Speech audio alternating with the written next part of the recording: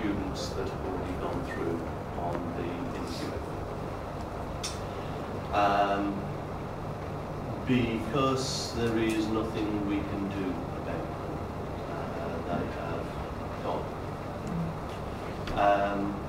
But there are some issues in the work, and there are some issues in the work for the new QCF guys. So there is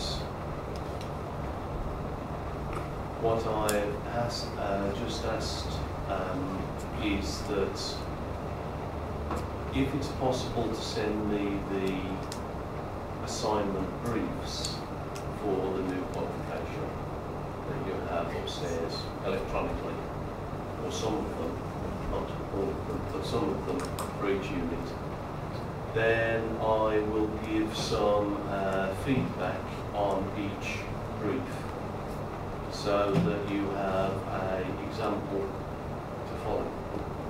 Because I know that it is very difficult and expensive to get support and training here in Malaysia.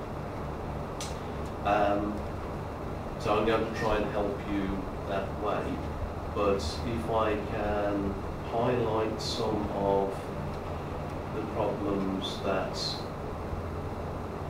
I found for this meeting, it will give you something to think about until I can send you some more feedback on your current brief. Is that okay? Yeah.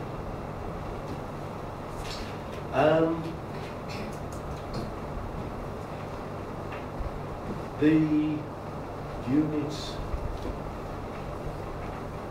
that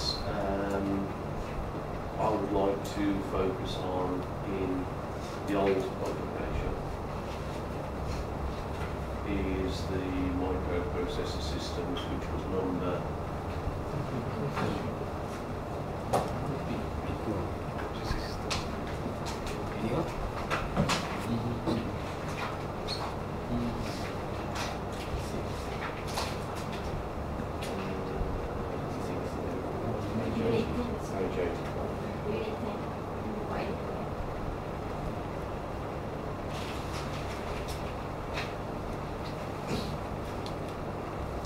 So there were two sets of briefs from two members of staff for this particular unit, and what I sampled was the work for learning outcome 1 from each member of staff. And there was a very common fault on one of the pieces of work.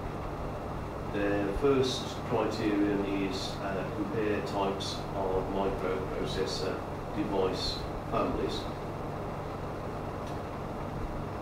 And mentally, what the member of staff had done was put an "or" in there. So they had done compare types of microprocessor device or families, because what they'd chosen to do was compare types of microprocessor device. They weren't looking at device families. They weren't looking at groups of types of microprocessor. And because of that, the evidence that the candidates were producing didn't meet the needs of the criteria. It was related to the needs of the criteria, most definitely, but it didn't meet the needs of the criteria. There was also in both sets of assessment some questions which either didn't relate to the criterion or didn't relate directly to the criterion.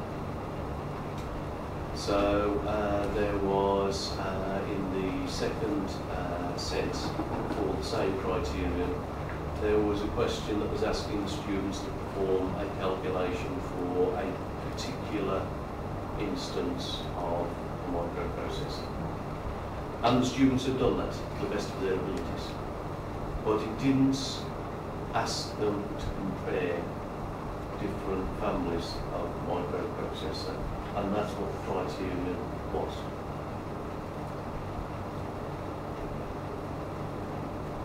The second criterion that was being addressed in both of those portfolios of work was evaluate 3 typical applications of microprocessor-based systems. And in the range, one is given a very wide selection to go for. So the applications that are being spoken about are control systems and car engine management systems, robotics, distributed control systems, coin-operated machines and printers are mentioned. And the next one is instrumentation systems, in which case data acquisition and logging systems, indicator display systems, intelligent panel instruments, test equipment are given. And then communication systems, facsimile machines, modem, radio transmitters, radar systems are mentioned. And then commercial systems, electronic funds transfer, EPOS systems, electronic bank teller machines, handheld stock loggers even, and personal computers are mentioned as those applications of microprocessor systems. Unfortunately, what the students were asked to produce evidence for was the technical side of microprocessor systems, not the applications of microprocessor systems. So the students had worked away again, but they were being asked to produce the wrong type of evidence. So, as I say, those students are gone. We can do nothing about those students. So, what we need to, what I respectfully suggest that you do, is have a look at that work once the report comes through, and hopefully you'll be able to see the points that I've made. More importantly is the new qualification and the students that we have. We can do something about those. The thing that I want to pull out about this new qualification set for members of staff is that there are far more active criteria. And I would suggest we have three experts, in fact. One nearly escaped. 3 experts at this, identifying the NXL keywords, such as evaluate, design, describe. Yes. Those keywords need to be amplified to the students by the English staff, so that they understand when they're asked to describe something, the type of output that's required. In fact, everybody, the staff as well.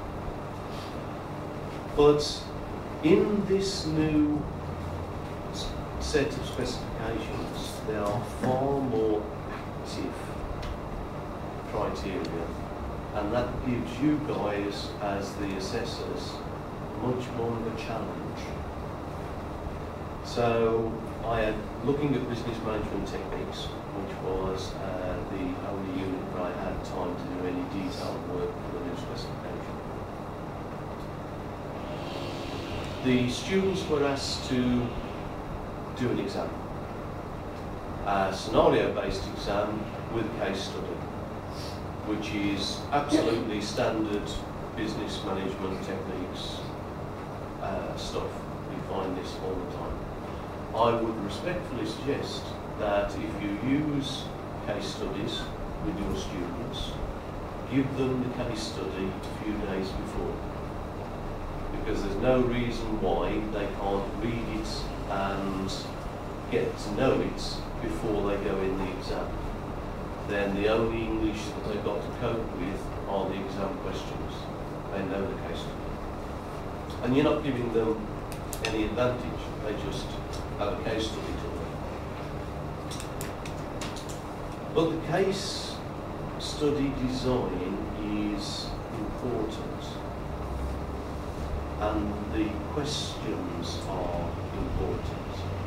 If you're writing exams for the students, there should be no ambiguity at all in the questions you write. You should tell them exactly what you want them to produce, because they're in a time-limited environment. They've got to read your question, understand what it requires of them, and then find the information, and then write it down in a second language. So that's not easy. Please do give them exams, because if they come to the UK to do a degree, they will get exams. So they've got to get used to it.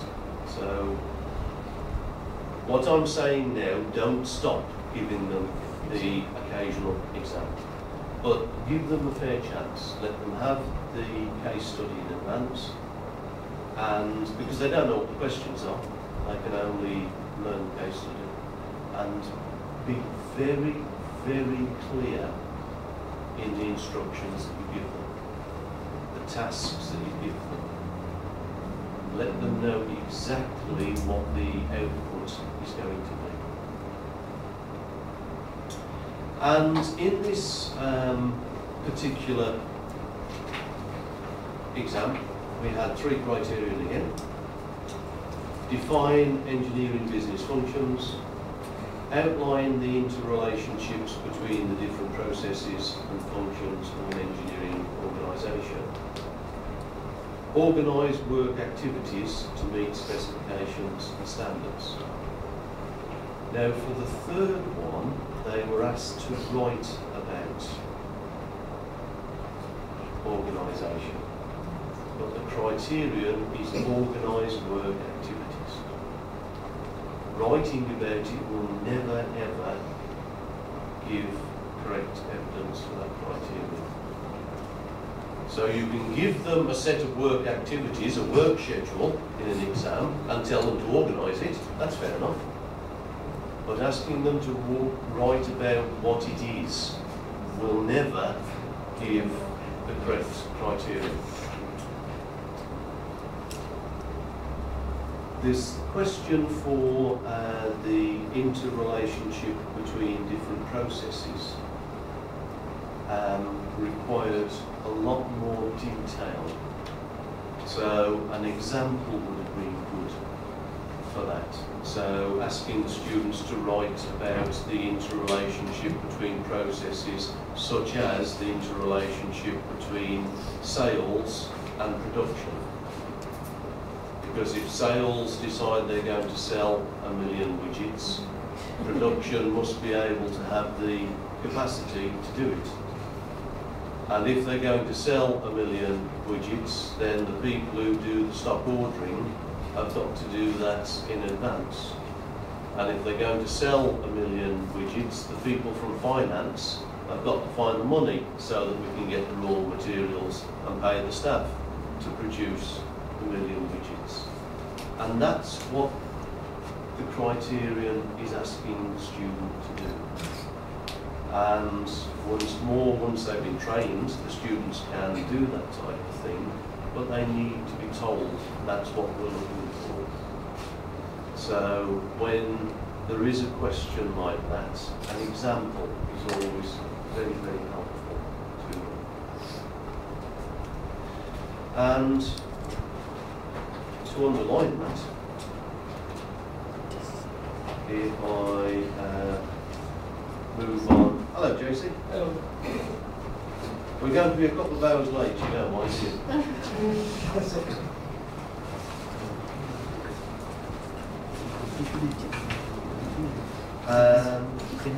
give me a second while I find my next.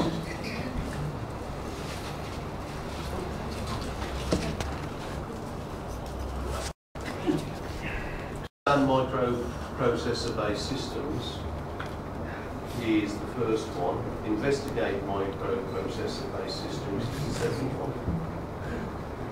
And then we have two learning outcomes which are both fully active.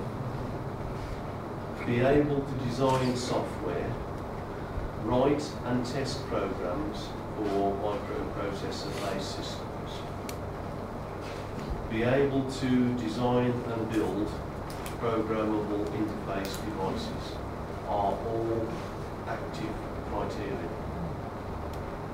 So asking the candidate to write about those will not produce evidence that will be acceptable for this unit.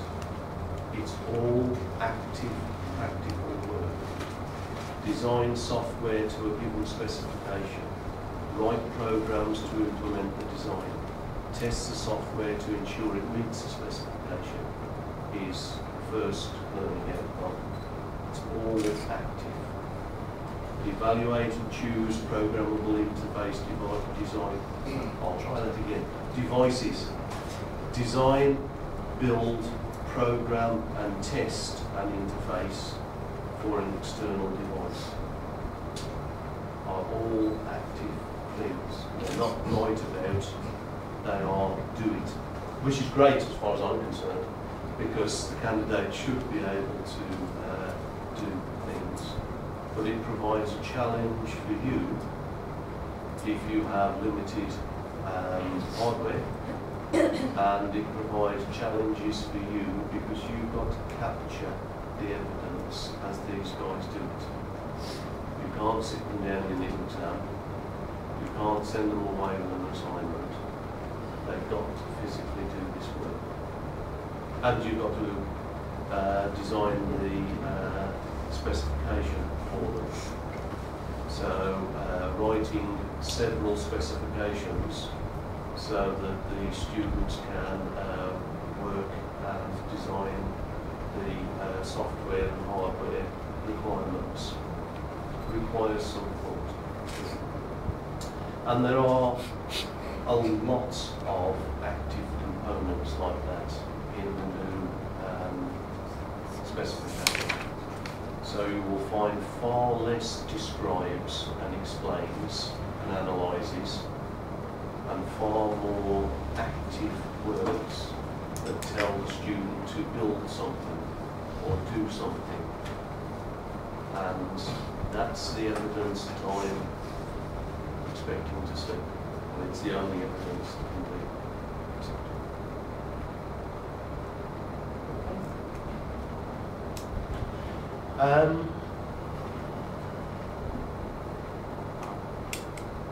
I would also suggest that when you look at the BMT unit, you look at the first two sets of student responses for task 1 and task 2. Ignore task 3 because regardless of what the student's written, it can't provide evidence. But for task 1 and task 2, the first two students, what has actually been written does not meet the needs of criteria. and doesn't even meet the needs of what they've been asked to do in the task, but they've been marked correct. So those need to be reviewed, and I would suggest having a look at this. So I don't want to be a doom, gloom, despondency person.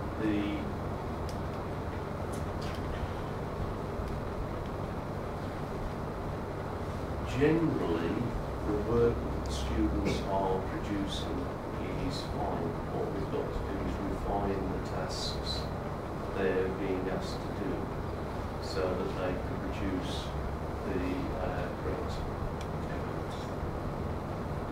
And as I said to begin with, Rosanna is going to send me some pre-issue examples of the assignments for the new qualification, and I will give her some feedback, some written feedback on each of those. But please only a couple.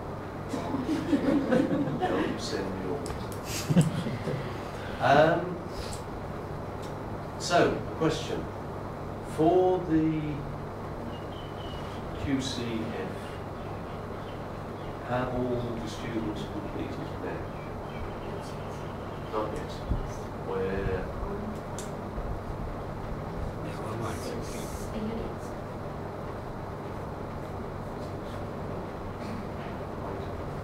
And for the NQF, the old qualification, that's all finished and completed. Only one question completed the QCF with 5 points for the NQF. So the old one, we've got one batch that's completed and ready for certification. Yes? And another batch who are halfway through. Right. So for the batch that are halfway through, if you can send me some of the pre-issue assignments that they will be doing in the coming semester, I will give you some feedback on those as well, so that we can amend anything that's got to be done. But please do. The reason for choosing the microprocessor systems was very deliberate. Please do have a look at the old and the new, because the subject hasn't changed, but the way that you're going to assess it has. And the tendency will be for colleagues to look at a unit they've been teaching for a number of years and assume that they can use the same materials for the same unit in the new qualification because it's called the same and the subject itself hasn't changed. But the way that you've got to assess this new qualification for a number of the learning outcomes is very different.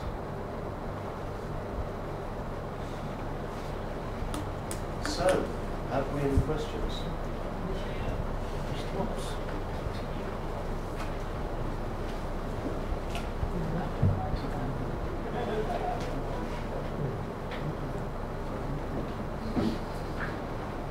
So we're going to be passing you on some certification claims for the NQF guys that we've already got. Really soon, that issue.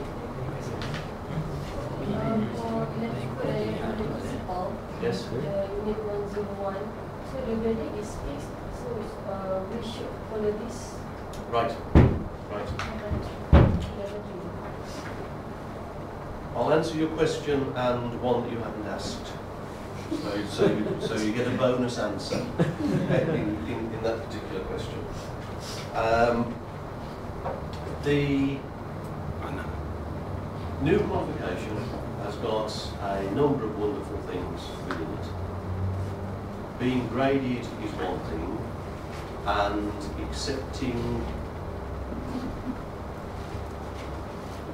units from other qualification levels is another. So we can insert a level 3 unit. We can also insert level 6 units. So if you do make arrangements with a British university, you can use university modules within the HND and have the most customised units. And there are a number of centres that are doing that now, and a lot of centres in the UK are doing that. So that's something to think about for the future. That's your bonus answer. The level 3 unit that you have selected, firstly, it is a very, very good idea. But you have to leave the criterion exactly as it is. You cannot alter the criterion at all for a level 3. You are given the merits, you are given the distinctions, and you have to stick to them exactly. The reason that it is a good idea to have a level 3 unit, and the reason that you can't alter the criteria at all, is that it is expected that that is going to be taught. And these units, there is always an element of self-research within them. But level 3, in my world, that unit would be performed in colleges, but it would also be performed in every school in the United Kingdom. So it is taught to the students.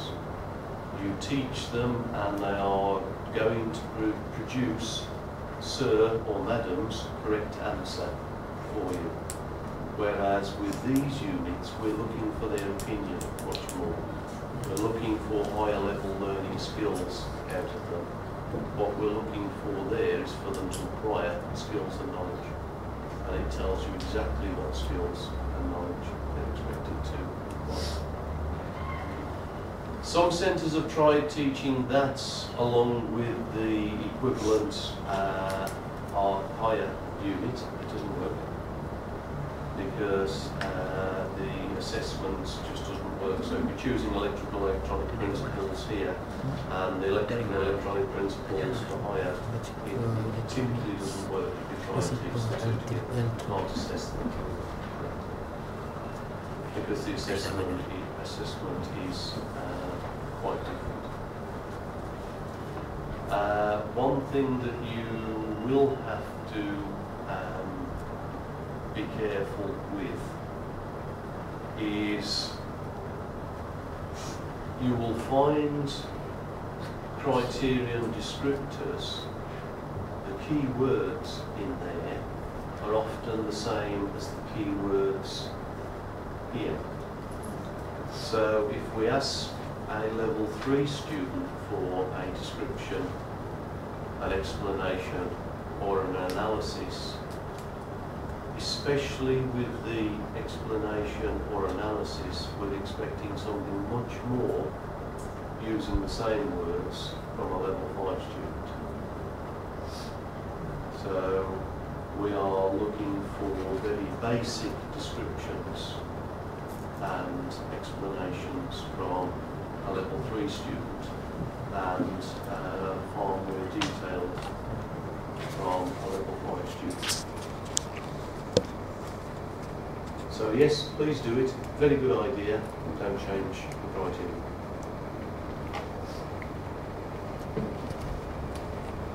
And I assume you've already done it. Is this true? Yes. And did you change the criteria? Okay. There's a lot of support material for those units. So please do have a look at the website. There is a lot of support material. And if you have a budget and go on to Amazon, there are books written for every unit at level 3. The same thing isn't true at level 5.